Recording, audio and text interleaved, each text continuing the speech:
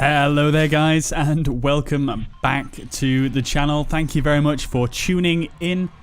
Here we are again with another Fortnite commentary, gameplay analysis. In this video, what I want to focus on is a little bit more of the smaller details in a game and talk about some more of the basic techniques and things that I'm being aware of, things that I'm doing in a game, just to really help with my awareness and to help with my positioning and little things you can do with building while you're fighting as well. So I kind of want to focus on, it might be a little bit more useful, this video, to a newer player. So like I say, we're going to be focusing on more of the basic aspects of the game. But if you're an advanced player as well, you might still learn something new here. So do stick around. This is going to be a little bit more of a chilled video than normal. We're going to be talking a little bit less about the actual engagements themselves and more about kind of things that I'm doing, things that I'm aware of in the match. So what I wanted to do here as I first dropped is to drop into risky reels, but I actually spotted there was maybe 3 or 4 other people dropping into the area. Now, you'll only get this with time and playing the game, but I know in my head that risky reels is a pretty tough area to fight in when there's a lot of players there. It's very open. There is bits of cover, but it's not great. So what I decided to do instead in this case is actually drop in the houses, these 2 little houses just outside of risky. So what that allowed me to do is just to get a few weapons, and it allowed me to get my shield up to full. And it's given me a bit of space and a bit of time here to farm up a few materials, and then I'm going to push into risky and see if I can get a few kills and a bit more gear while I'm at it. So I'm just making sure there to use all the available resources, so chopping down the fences and the trees and the wooden posts as well to get my wood up quickly. So immediately as I'm entering the area, I'm going for the high ground. So I've gone on top of this house. This is the highest area, or the highest building in this area. So I'm pushing up on there and just grabbing the chest real quick. I actually just broke into that roof because I also know there is a floor loot spawn in there. And again, this is something you'll pick up over time, knowing where the floor loot spawns are. But I wanted to check there because I don't have a shotgun, and I'd feel much more comfortable having a shotgun. So I got a shotgun right there. I see a player here, and I immediately ramp up and take the high ground, and it makes for a very easy kill. The other player there, he didn't build at all to block any of my shots, and that's something you should be doing. As soon as anyone starts shooting at you, you should be building a wall in that direction to block any incoming fire. It really helps. So getting into another engagement here, it's a good idea to start shooting at the player, even if you're not going to land any shots, just to get that pressure up there. And this player is doing a very good job of pressuring me as well right here. So again, this is something you'll get with time, but it's very important in situations like this to stay cool and keep your cool essentially, and stay calm. So in this case, I'm staying nice and calm. I'm building around me. I'm blocking. He's throwing loads of nades at me. So I'm blocking these off with various different walls and building all around me to make sure that none of those nades hit me. And then when I stop throwing the nades, I actually push out of that box and use an edit to kind of push out of there and stay protected. So I push up to a higher position, get a few more hits on him, break down his walls, and then make a push for him when I think he's low. He actually gets a really good hit on me there with a hunting rifle as I'm jumping down, because I'm exposed while I'm jumping down. When you're moving in the air, you don't actually get any sideways or lateral movement at all. So your movement is quite easy to predict when you are jumping. So it's something to be aware of. When you're fighting another player, if you're jumping around a lot, it can be useful to dodge their bullets and make yourself more difficult to hit. But also in some certain situations like that one there, it can actually make you easier to hit if you're jumping around, because the player can just predict where you are going to go. So generally what I will do is after the the fight has ended in whichever location that I drop in. It's relatively simple, really. I will just go around the rest of the area, find any chests that haven't been opened, get the loot. I'll also look for meds. I'll look for med kits, bandages, shields, whatever I can find, really, that I don't have. And I'll go around the area and see if I can find that. In this particular game, I was pretty lucky. I managed to get my hand on the med kits and minis relatively quickly.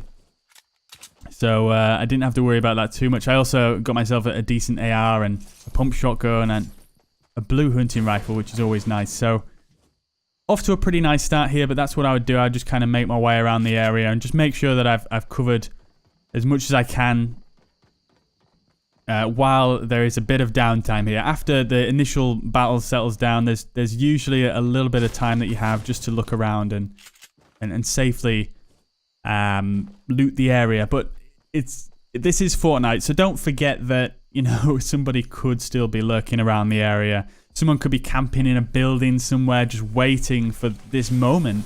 And people do that. So you've got to be aware that, you know, people do camp as well. And somebody could jump out at any moment. Someone could also push from another location. So if you remember, I dropped at the houses outside of this location. The second guy that we fought there, he actually dropped at the houses outside of this location and pushed in.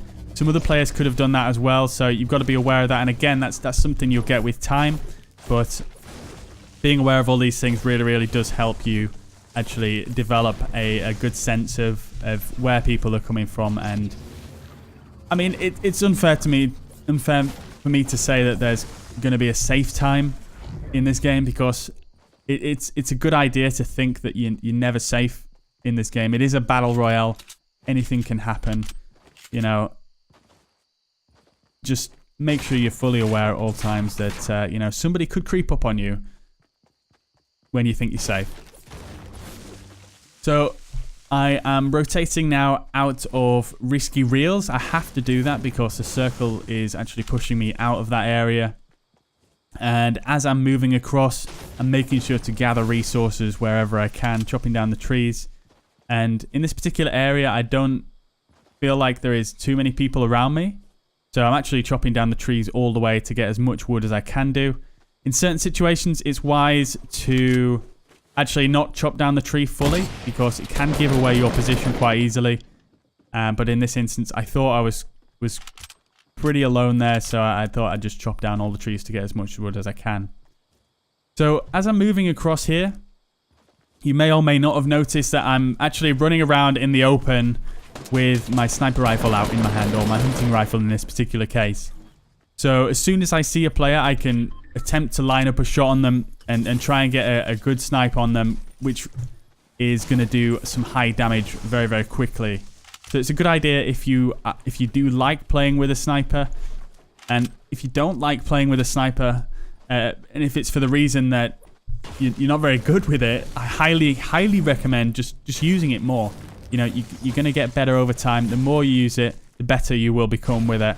Even if that means, you know, missing a bunch of shots, it's still good to practice with it, and you're never going to get better if you don't use it. So in that last fight there, obviously I was running with my hunting rifle out. I took a shot and I hit him for 90, which immediately got him on very low health. I saw it hit for white damage, the numbers that popped up when I hit him.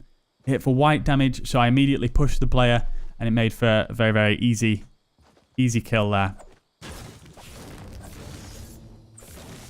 So again, moving through open fields here, just gathering all the resources I can as I'm moving to the next circle. So sometimes this circle will dictate where you have to rotate, but when I am rotating, I'm looking at how much time I've got, how far away the next circle is, and if I've got time to actually pick or choose which location I'm going to move to in the next circle. So sometimes you will have to just go straight in the fastest line towards the circle. So you see the white line there on the minimap. That's the fastest route to the next circle. So sometimes you will have to take that, but a lot of times you will have time to pick and choose where you're going to come out of the circle. And in this particular instance, I'm heading more or less straight in to the circle because I'm kind of going to be coming in on the edge here anyway. And there's not a lot of space to that side of the circle where that has been open for a while. So I don't think there's going to be a ton of players in that area. So I'm going to kind of head towards that direction. And again, just moving through the open fields here. Again, making sure that I've got my wood selected in my building materials, because if somebody does catch you off guard in the open, you want to be using wood because it builds the quickest. Although it doesn't have the highest health of all the 3 materials, it does build the quickest, so it will block fire better than stone or brick. So moving past retail row here, just taking a glance in there. I'm not too interested in going through retail because I know it's not in the next circle. But taking a glance through there, I do see some loot on the ground. And I'm also being aware that other players could be leaving this location. I spot a player in the distance here. And again, just taking that quick snipe at him. Not spending too long with the shot because, again, you don't want to be exposing yourself for too long. Regardless of the situation, you don't want to be using a sniper rifle in a situation where you just stood there forever, you know, just scoped in, because that is going to leave you vulnerable and people are going to snipe you if you do that. So I'm finding myself in a sandwich situation here. So there's a player in front of me that I shot at previously, and then a player pushing up on me quite aggressively here. So I engage in a fight with him in the usual way, building up and using walls to block his fire. He gets a really, really good hit on me there because I drop down right into his face. But again, once I've dropped down, I'm on that low HP. I'm making sure that I build the walls so that when because I know he's going to actually try and chase me at that point because I'm on low health. You've got to remember, obviously, if a player will know when you're on low health, they will know that they've done a lot of damage to you. So they're gonna chase you then at that point, most likely, to try and finish the job. So when I drop down there, I use the walls to block his incoming fire, and I hit him with just a little quick peek there, and finished him off quite easily there. Again, I had a slight elevation there, which made it just a little bit easier for me to line up that shot.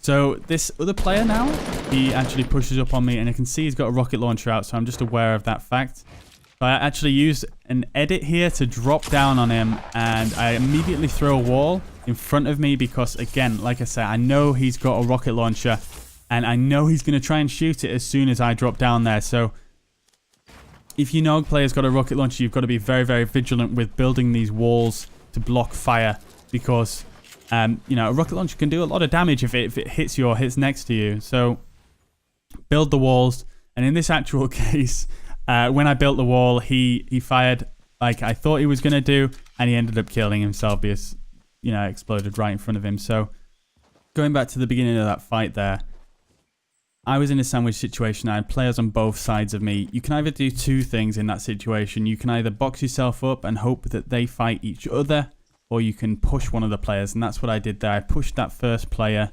and it worked out for me in the end. The other player did push us, but we had already finished up the first player. So now we're getting to the top 10 here. So I'm going to have to try and just slow down my gameplay a little bit, although in this particular game I was playing relatively aggressive. We're in the top 10 here, so I want to make sure I can close out this game. I see a player building off, and I take a quick snipe at him and miss, but that's okay. So I start pushing up on his location, and what I'm actually doing here is something that I like to do, is I'm using the sniper rifle to actually weaken that vulnerable ramp there. That one ramp was holding up his whole building, so I use the sniper rifle to take a high damage shot at that ramp. And then what that allows me to do is then keep moving, so I don't have to stand still with an AR and try and spray it down. If I take that one snipe shot, I can carry on moving, and then I take the next shot, and then like I said, like you saw there, I pushed on his location once all the base fell down. So I think that's quite a useful technique that I use from time to time to knock down structures when they're quite vulnerable like that. And you'll see that again in this game a little bit later on. So, picking up another kill there. We're into the top 4 now. I'm more or less in the center of the circle here. So what I'm thinking at the moment is to try and locate the last few players here in the game. And so I'm building up nice and high here in a 1x1. I know I'm very, very high up here. Some people will say don't build higher than 3 stories. But I'm relatively confident here. And I'm building up, I've probably built up about 5 or 6 stories here. And it gives me a great view of the whole map. And if somebody was to start shooting my base down, I can easily just drop down the side. It's not really a huge deal to build up this high. And it obviously has a lot of benefits to that as well. So locating the last players here, I see one off to the west. He takes a snipe at me and then goes behind cover. And then I hear another couple of players. So that's all the final players here. I see one person die there. And this is one thing to be very aware of in the final few circles when there's only a small amount of players left, is getting the location of the players nailed down so you know where they're going to come from, what's happening, and you've got to be paying attention to any other battles that are going on in the area as well. You just need as much information as possible in this final circle to put the odds in your favor. So I know now, obviously there's 3 players left. I know there's one off to the west somewhere. He's gone into hiding, and then there's one off to my south.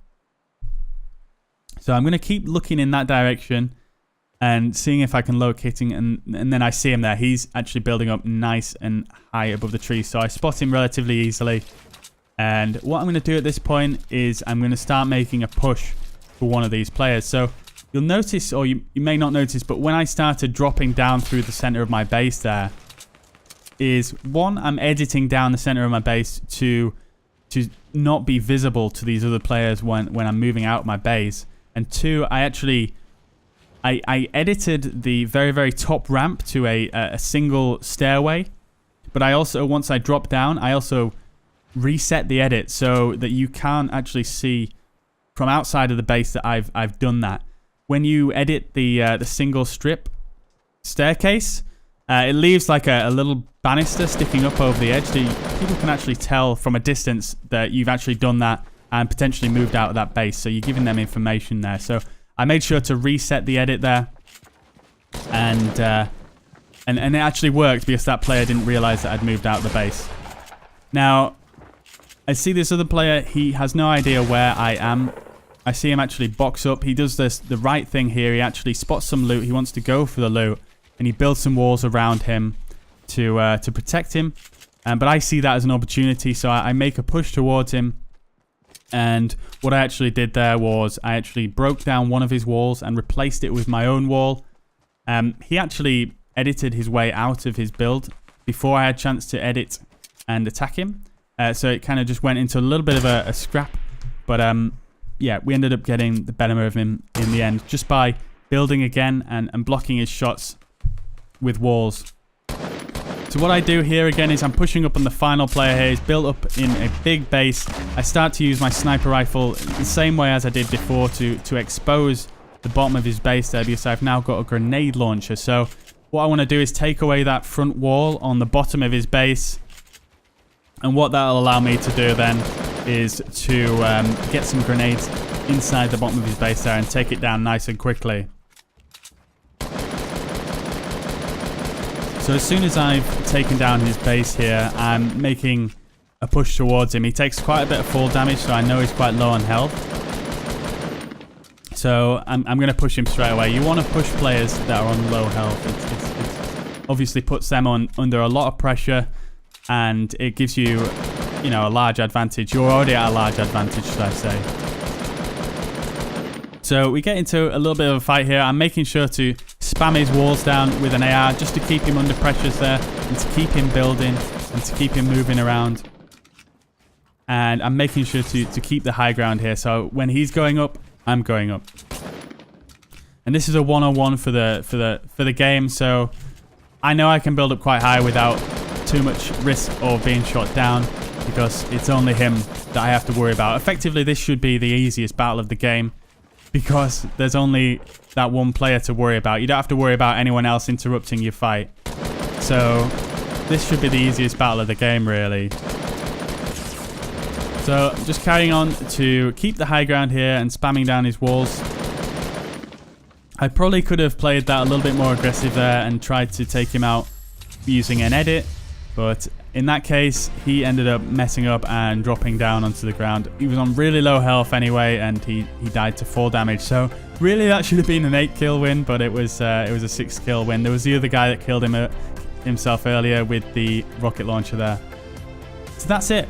Fortnite 101, I guess we're going to call this one. I hope you guys have enjoyed. I hope you guys have learned something new. If you have, hit that like button down below. Once again, thank you very much for watching. And if you want to see more videos like this, hit subscribe. So see you guys in the next video.